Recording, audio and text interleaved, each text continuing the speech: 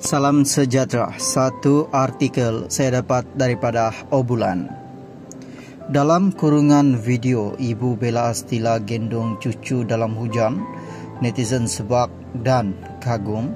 Sekarang kita tahu dari mana datang kekuatan dia.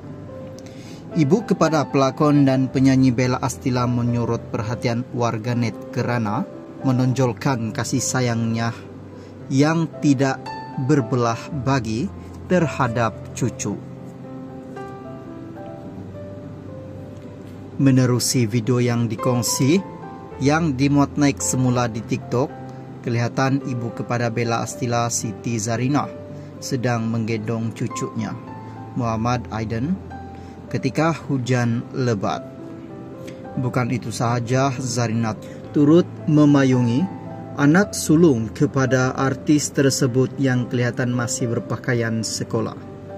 Menjengah ke ruangan komen, rata-rata warganet merasa kagum dengan pengorbanan Zarina dan menyifatkannya sebagai seorang nenek yang penyayang.